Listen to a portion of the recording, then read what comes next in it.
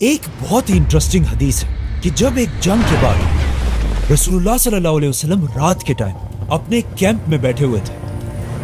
तो एक सहाबी आप सल्लल्लाहु अलैहि वसल्लम से मिलने के लिए उनके कैंप के अंदर गए। तो आप सल्लल्लाहु अलैहि वसल्लम ने उसे अपने पास बिठाया और उसे फ्यूचर के बारे में एक बहुत ही इंपॉर्टेंट बात बताई कि मुझसे क़यामत की कुछ निशानियां सुनो, मेरी मौत और उसके बाद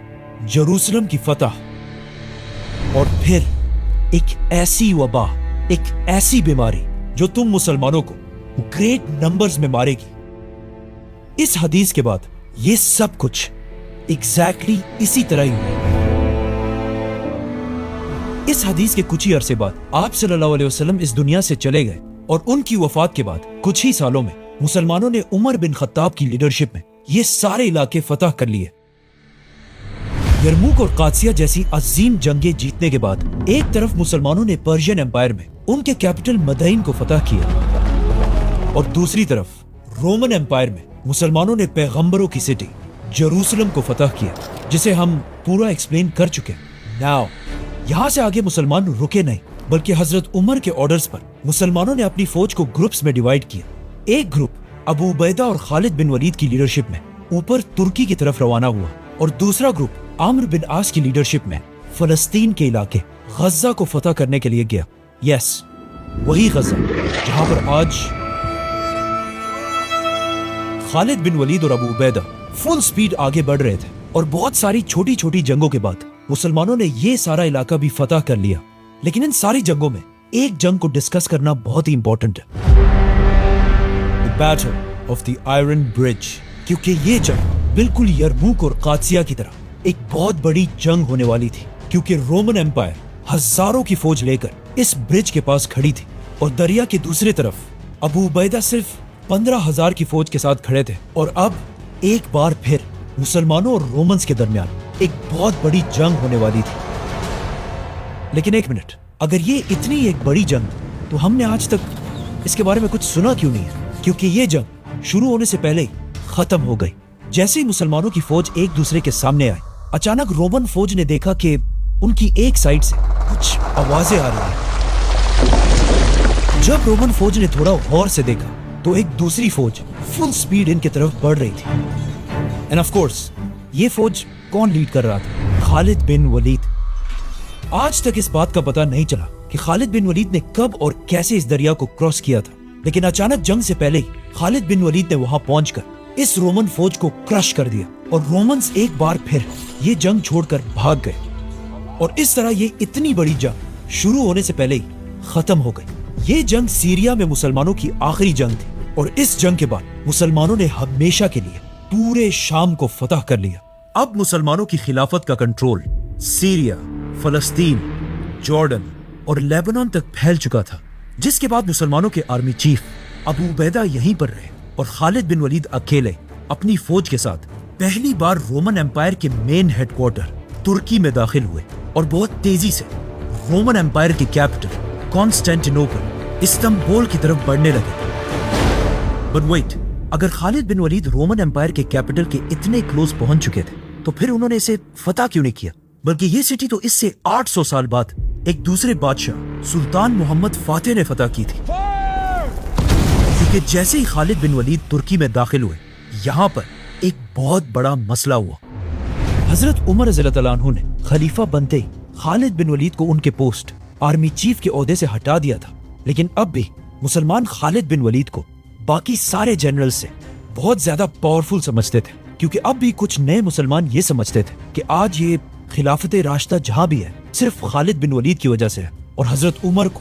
ये बात बिल्कुल भी पसंद नहीं थी और वो सबको ये दिखाना चाहते थे कि ये खिलाफत मेरी या खालिद की वजह से नहीं, बल्कि अल्लाह की वजह से कायम है। इसके अलावा एक मसला ये भी था कि इससे कुछ ही अरसा पहले एक दिन खालिद बिन वलीद कहीं बैठे हुए थे और एक शायर ने उनके सामने कुछ अशार पढ़े, तो खालिद बिन वलीद ने खुश होकर उस शायर को 10,000 दरहम दिए। लेकिन अब मसला ये था कि हजरत उमर ने मुसलमानों की फौज में अपने जनरल्स को कंट्रोल में रखने के लिए हर जगह जासूस बिठाए हुए थे। जैसे ही खालिद बिन वलीद ने उस शायर को पैसे दिए, वहां बैठे हजरत उमर के एक जासूस ने फौरन ये खबर मदीना में खलीफा तक पहुंचाई। हजरत उमर को ये बात बिल्कुल पसंद नहीं आई कि हम यहाँ मदीना में बिल्कुल एक सादा और आम जिंदगी गुजार रहे हैं और हमारे जनरल्स वहाँ ये सब कर रहे हैं। और हजरत उमर को इस बात का भी डर था कि कहीं खालिद बिन वलीद ने उस शायर को ये पैसे मुसलमानों के माले गनीमत से ना दिए हों। तो फौरन हजरत उमर ने मदीना से एक letter army chief Abu Ubaida की तरफ भेजा। ये बहुत ही एक खतरनाक लेटर था जिसमें हजरत उमर ने 3 ऑर्डर्स दिए थे। नंबर 1, जनरल खालिद बिन वलीद को एमेसा के सारे मुसलमानों के सामने पेश किया जाए और फिर सबके सामने उनसे ये पूछा जाए कि उन्होंने उस शायर को ये 10,000 दरहम अपनी जेब से दिए या मुसलमानों के बैतुल माल से। अगर अपनी जेब से दिए तो ये बिल्कुल फजूल खर्ची है, और अगर बैतुल माल से दिए हैं तो ये इस एम्पायर के साथ खयानत है। दोनों सूरतों में खालिद बिन वलीद को फौज से डिसमिस करना जायज है। नंबर 2, खालिद बिन वलीद इस ऊपर वाले क्वेश्चन का जो भी जवाब दे उसे मुसलमानों की फौज से डिसमिस कर दिया जाए। नंबर 3, और डिसमिस करने के बाद उसे फौरन मुसलमानों के कैपिटल मदीना में मेरे पास भेजा जाए। अब यहाँ पे प्रॉब्लम ये थी कि खालिद बिन वलीद की पर्सनैलिटी से तो रोमन और पर्शियन एम्पायर के बादशाह भी कामते थे। तो अब हजरत उमर को इस काम के लिए एक ऐसे इंसान की जरूरत थी जो खालिद बिन वलीद जैसे पावरफुल आदमी का भी हिसाब ले सके। और इस काम के लिए हजरत उमर ने एक बहुत बड़ा सहाबी मुअज्जिन रसूल बिलाल रज़ियल्लाहु तआला अन्हु को चूज किया। बिलाल रज़ियल्लाहु तआला अन्हु कोई आम सहाबी नहीं थे। उन्होंने इस्लाम बहुत ही सख्त टाइम में कबूल किया था जब वो एक गुलाम थे और उनके मालिक उन पर बहुत सख्त जुल्म किया करते थे, लेकिन फिर भी वो इस्लाम से पीछे नहीं हटे। तो इसीलिए हजरत उमर ने खालिद बिन वलीद जैसे बड़े जनरल को कन्फ्रंट करने के लिए बिलाल रज़ियल्लाहु तआला अन्हु को भेजा। तो अब खलीफा के ऑर्डर को पूरा करने के लिए आर्मी चीफ अबू उबैदा ने होम सिटी के सारे लोगों को जमा किया और खालिद बिन वलीद को भी यहीं आने का हुक्म दिया। खालिद बिन वलीद ने यहाँ पहुंचकर यह महसूस किया कि कुछ तो गड़बड़ जरूर है, क्योंकि अबू उबैदा अपना सर नीचे करके बिल्कुल खामोश बैठे थे और इस पूरे महफिल में बिल्कुल एक पिन ड्रॉप साइलेंस थी। तो खालिद बिन वलीद आकर अपनी जगह पर बैठे और सामने बिलाल रज़ियल्लाहु तआला अन्हु भी बैठे थे। तो हजरत बिलाल रज़ियल्लाहु तआला अन्हु ने बहुत वेट किया कि अब अबू उबैदा कुछ बोलेंगे, अब कुछ बोलेंगे, लेकिन काफी देर गुजरने के बाद भी अबू उबैदा बिल्कुल खामोश रहे। तो हजरत बिलाल रज़ियल्लाहु तआला अन्हु को समझ आ गई कि अबू उबैदा बहुत ही एक सॉफ्ट इंसान है और उन्होंने खालिद बिन वलीद के साथ बहुत सारी जंगें लड़ी थी और दोनों बिल्कुल भाइयों की तरह एक दूसरे के करीब थे। तो आखिर हजरत बिलाल इस महफिल में खड़े हुए और वहां सबके सामने खालिद बिन वलीद से पूछा कि ए खालिद, हमारे खलीफा उमर बिन खत्ताब ये जानना चाहते हैं कि तुमने जो 10,000 दरहम उस शायर को दिए थे वो तुमने अपने पैसों से दिए थे या मुसलमानों के बैतुल माल से। ये सुनकर खालिद बिन वलीद और वहां पर सभी बिल्कुल हैरान हो गए। तो बिलाल रज़ियल्लाहु तआला अन्हु ने दोबारा पूछा कि खालिद, ये पैसे अपने जेब से दिए थे या बैतुल माल से? इस पर खालिद बिन वलीद ने आखिर कहा कि ये मैंने अपने पैसों से दिए थे। नाउ खालिद बिन वलीद इस वाक़े के बाद वापस अपने सोल्जर्स की तरफ चले गए। यहाँ पे एक बात नोट करना लाजमी है कि उस जमाने की दुनिया में स्लेव्स और स्पेशली ब्लैक स्लेव्स को बिल्कुल जानवरों की तरह ट्रीट किया जाता था। लेकिन अब जब एमेसा में एक फॉर्मर ब्लैक स्लेव उस वक्त के सबसे ताकतवर जनरल को कन्फ्रंट कर रहा था, वहाँ के लोग ये सब देखकर बहुत ही हैरान थे। लेकिन इस सब से ये क्लियरली पता चलता है कि रसूलुल्लाह सल्लल्लाहु अलैहि वसल्लम ने अपने आखिरी खुतबे में जो बात कही थी कि किसी व्हाइट को किसी ब्लैक पर और किसी अरबी को किसी अजमी पर कोई फोकियत हासिल नहीं। इस तरह हजरत उमर की इस खिलाफत में रेसिज्म का कॉन्सेप्ट बिल्कुल खत्म हो चुका था। खालिद बिन वलीद तो वापस अपने सोल्जर्स के पास चले गए थे, लेकिन अबू उबैदा इब्न जर्राह उन्हें ये बात बता ही नहीं सके कि इस लेटर में 2 और पॉइंट्स भी हैं कि खालिद बिन वलीद को मुसलमानों की फौज से डिसमिस करके मदीना की तरफ भेजा जाए। और वहां मदीना में हजरत उमर खालिद बिन वलीद का इंतजार करते रहे, लेकिन आखिर काफी दिनों बाद उन्हें समझ आ गई कि जरूर अबू उबैदा ने उन्हें बताया ही नहीं होगा। तो हजरत उमर ने एक दूसरा खत खालिद बिन वलीद की तरफ डायरेक्ट भेजा कि तुम्हें फौज से डिसमिस कर दिया गया है और फौरन सारे काम छोड़कर मदीना में आकर मुझसे मिलो। खालिद बिन वलीद हजरत उमर का लेटर पढ़ने के बाद दोबारा अबू उबैदा इब्न जर्राह के पास गए और उनसे कहा कि तुमने मुझे क्यों नहीं बताया कि हजरत उमर ने मुझे फौज से निकाल दिया है। तो अबू उबैदा ने उन्हें कहा कि आज ये जो भी हो रहा है इसमें मैं बिल्कुल भी इन्वॉल्व नहीं हूँ, ये सब खलीफा के ऑर्डर्स हैं। तो आखिर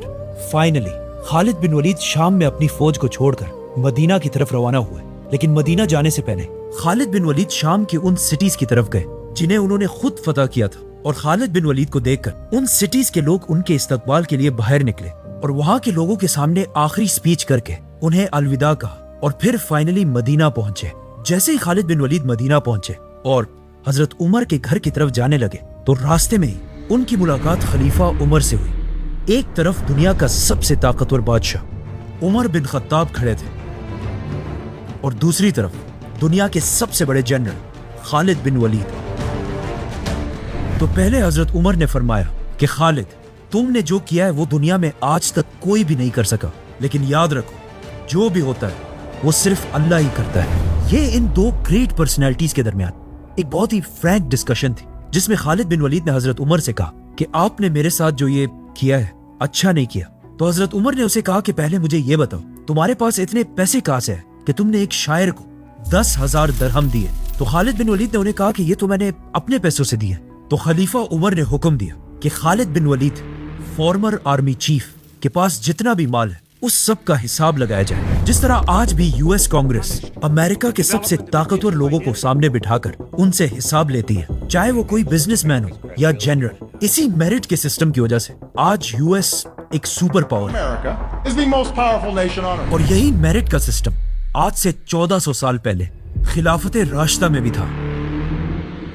حضرت عمر رضی اللہ تعالیٰ عنہ کے آرڈرز پہ بڑے صحابہ کے ایک گروپ نے خالد بن ولید کے مال کا حساب لگایا، اور انہیں پتا چلا کہ خالد بن ولید کا حساب کتاب بالکل کلیئر ہے۔ اس سب کے بعد حضرت عمر نے خالد بن ولید سے کہا کہ خالد، میرے دل میں تمہارے لیے بہت عزت ہے، لیکن پھر بھی حضرت عمر نے خالد بن ولید کو فوج سے نکال دیا، اور ساتھ ہی اپنے سارے گورنرز کو یہ لیٹرز پہنچائے کہ میں نے خالد بن ولید کو کسی خیانت پر نہیں بلکہ اس بات پر فوج سے ہٹایا ہے، کیونکہ اب بھی بہت سارے مسلمانوں کے دلوں میں یہ بات تھی کہ مسلمان ساری جنگیں صرف خالد بن ولید کی وجہ سے جیتتے ہیں، اور میں یہ دکھانا چاہتا تھا کہ جنگیں صرف اور صرف اللہ کی مدد کی وجہ سے جیتی جاتی ہیں۔ خالد بن ولید اس سب کے بعد واپس شام کی طرف گئے، ایز اے جنرل نہیں بلکہ ایک عام صحابی کی طرح اپنی زندگی گزارنے لگے۔ اب یہاں پر بہت سارے ہسٹورینز کا خیال ہے کہ حضرت عمر نے خالد بن ولید کو صرف اور صرف اپنی کچھ پرسنل دشمنی کی وجہ سے ہٹایا تھا، لیکن ایسا بالکل بھی نہیں تھا، کیونکہ حضرت عمر صرف خالد بن ولید کے ساتھ نہیں بلکہ اپنے ہر جنرل کو اسی طرح سختی سے ڈیل کرتے تھے تاکہ کبھی بھی کوئی جنرل اسٹیٹ سے زیادہ طاقتور نہ ہو۔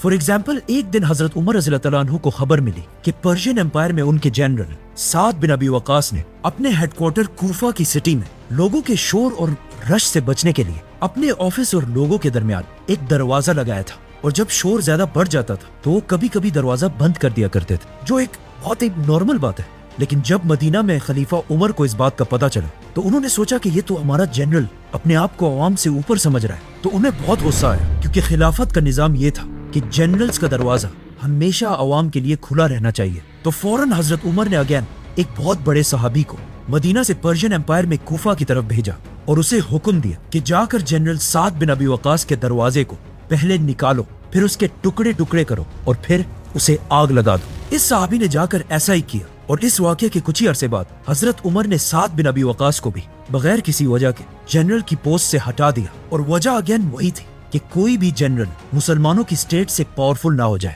اور اس کے بعد اگین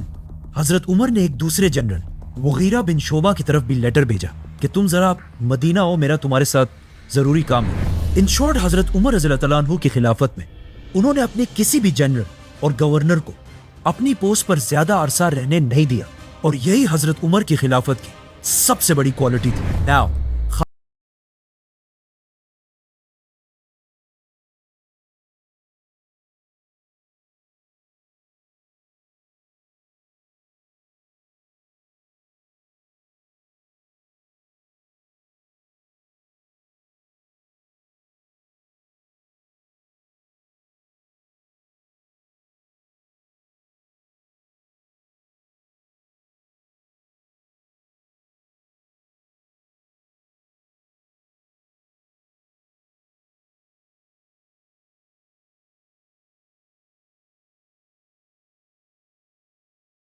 ہے کہ عرب کے لوگوں کی شکلیں بالکل راک کی طرح بلیک ہو گئی، اور اس قحط کی وجہ سے انسانوں کے ساتھ ساتھ جانوروں کے جسم بھی بالکل سوکھ گئے۔ اب جب عرب کے لوگ اتنی مشکل میں تھے تو ان سب کو پتا تھا کہ اب صرف ایک ہی انسان ان کی مدد کر سکتا ہے، خلیفہ عمر بن خطاب۔ تو وہ سب جمع ہو کر حضرت عمر کے پاس آ کر ان سے فریاد کرنے لگے کہ اب آپ ہی ہمیں ان مشکل حالات سے نکال سکتے ہیں۔ حضرت عمر اس سے پہلے ہی پرشین امپائر کی کیپٹل کو فتح کر چکے تھے، جس کے بعد مسلمانوں کے بیت المال میں اتنا سونا پڑا ہوا تھا کہ مدینہ دنیا کے سب سے رچ سٹیز میں سے ایک تھی، لیکن اس سونے سے خریدنے کے لیے پورے عرب میں کھانے پینے کی کوئی چیز تھی نہیں۔ حضرت عمر اس قحط کی وجہ سے اتنی ٹینشن میں تھے کہ انہوں نے مسلمانوں کی یہ حالات دیکھ کر یہ قسم کھائی کہ میں بھی تب تک گوشت، دودھ اور گھی کو ہاتھ نہیں لگاؤں گا جب تک ان عام لوگوں کو بھی کھانے کی یہ ساری چیزیں مل نہ جائے۔ آہستہ آہستہ اس قحط کی وجہ سے حالات اتنے خراب ہوتے گئے کہ مجبوراً حضرت عمر نے ایک بہت ہی امپورٹنٹ آرڈر دیا کہ اگر اس قحط کے دوران کوئی شخص اپنی بھوک کو مٹانے کے لیے کسی سے چوری کرے تو اس کے ہاتھ نہیں کاٹے جائیں گے۔ اب جب پورا عرب مدینہ کے دروازے کے سامنے کھڑا تھا اور یہی مدینہ ان کی آخری امید تھی، تو حضرت علی رضی اللہ عنہ نے حضرت عمر سے کہا کہ مجھے پتا ہے کہ حالات تو بہت سخت ہیں، لیکن اگر دیکھا جائے یہ تاریخ میں پہلی بار ہوا ہے کہ پورا عرب ایک جسم کی طرح یونائٹ ہو کر مدینہ کو ہی اپنا کیپٹل سمجھنے لگا ہے۔ ناؤ جب عرب میں کھانے پینے کی ساری چیزیں ختم ہو گئی تو حضرت عمر نے آخر عرب سے باہر اپنے سارے جنرلز کی طرف لیٹرز بھیجے، اور ان سب لیٹرز میں ایک ہی بات لکھی تھی کہ کیا تم جنرلز مجھے اور میرے ساتھیوں کو ہلاک ہوتے ہوئے دیکھ سکو گے جبکہ تم سب وہاں آرام سے رہو؟ جس پر وہاں سارے جنرلز کو سمجھ آ گئی کہ اب عرب کے حالات بہت ہی خراب ہو چکے ہیں۔ تو جنرل عمرو بن عاص نے حضرت عمر کی طرف لیٹر بھیجا کہ آپ بالکل ٹینشن نہ لیں،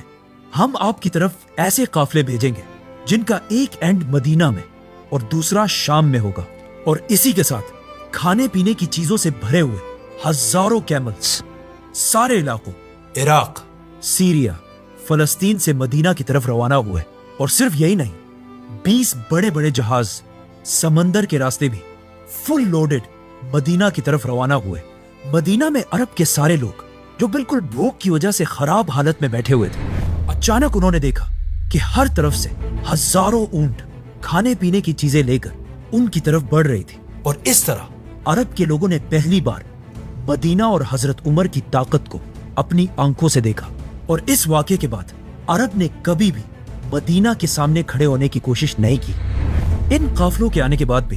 قحط ختم نہیں ہوا اور اتنی ایکسٹریم تک پہنچا کہ ایک دن ایک غریب عرب نے جب کھانے کے لیے ایک بکری کو ذبح کیا تو اس بکری سے بہت کم گوشت اور صرف ہڈیاں ہی نکلی۔ تو اس غریب آدمی نے غم سے چیخ کر بولا کہ آج اگر رسول اللہ صلی اللہ علیہ وسلم زندہ ہوتے تو یہ دن ہمیں نہیں دیکھنا پڑتا۔ کہا جاتا ہے کہ جب یہی غریب شخص اسی بھوک کے ساتھ رات کو سونے لگا تو اس نے خواب میں رسول اللہ صلی اللہ علیہ وسلم کو دیکھا، جس میں آپ صلی اللہ علیہ وسلم نے اس آدمی کو آرڈر دیا کہ عمر تک میرا سلام پہنچاؤ اور اسے یہ بتاؤ کہ عمر تمہیں کیا ہو گیا ہے، عقل سے کام لو۔ یہ آدمی نیند سے اٹھ کر سیدھا حضرت عمر کے پاس مدینہ پہنچا تو حضرت عمر کے غلام نے اسے روک لیا اور اس سے پوچھا کہ تم کون ہو؟ تو اس نے کہا مجھے جانے دو، میں رسول اللہ کا میسج لے کر آیا ہوں۔ یہ سن کر سب حیران ہو گئے کہ یہ کیسے ہو سکتا ہے، لیکن جیسے ہی اس نے حضرت عمر کو اپنے خواب کے بارے میں بتایا تو حضرت عمر سمجھ گئے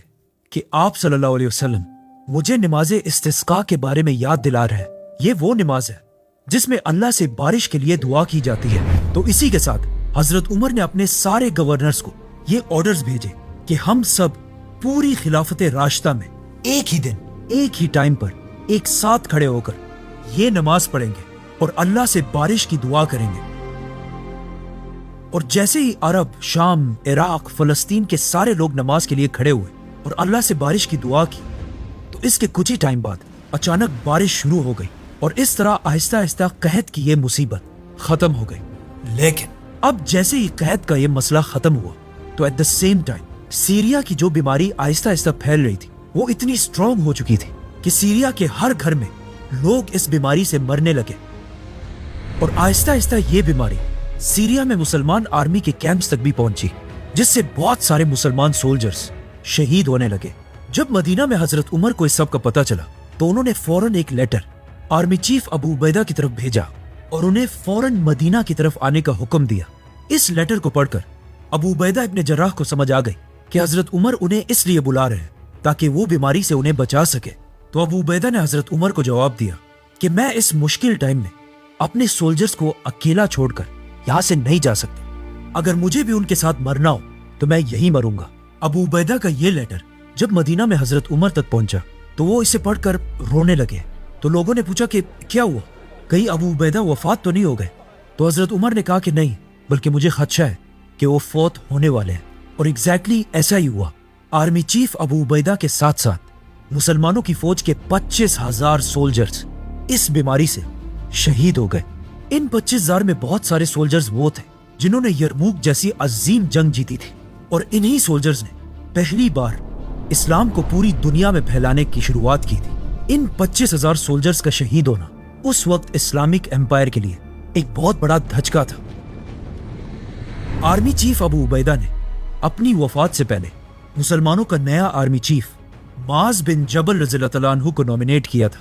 जिसके बाद वो आर्मी चीफ तो बन गए, लेकिन कुछ ही अरसे बाद वो भी इस बीमारी से फौत हो गए, और उनके साथ सीरिया के बहुत सारे गवर्नर्स भी शहीद हुए, जिनमें से एक यजीद बिन अबी सुफियान भी थे, जो मुआविया बिन अबी सुफियान के भाई थे। तो अब इन सारे जनरल्स और गवर्नर्स के शहीद होने के बाद हजरत उमर ने इन इलाकों के लिए नए लीडर्स चूज किए, जिससे यंग मुसलमानों को चांस मिला कि वो सामने आकर लीडर्स बन सके। तो हजरत उमर ने सीरिया में मुसलमानों का नया आर्मी चीफ अमर बिन आस को बनाया और बाकी सिटीज के लिए गवर्नर्स भेजे, जिनमें से एक गवर्नर का नाम था मुआविया बिन अबी सुफियान, क्योंकि हजरत मुआविया के भाई यजीद बिन अबी सुफियान भी पहले एक गवर्नर थे। हजरत मुआविया इससे पहले आप सल्लल्लाहु अलैहि वसल्लम के आखिरी दौर में कुरान लिखने वाले सहाबा में से भी थे, और अब उनके भाई यजीद के फौत होने के बाद हजरत उमर ने उन्हें ही दमिश्क का गवर्नर बनाया। जैसे ही अमर बिन आस मुसलमानों की फौज के आर्मी चीफ बने, तो उन्होंने एक जबरदस्त फैसला किया और मुसलमानों को हुक्म दिया कि ज्यादा एक साथ रहने के बजाय एक दूसरे से दूर जाकर रहो और एक दूसरे से मिलना जुलना बंद कर दो, जिस तरह कोरोना वायरस में पूरी दुनिया का सिस्टम,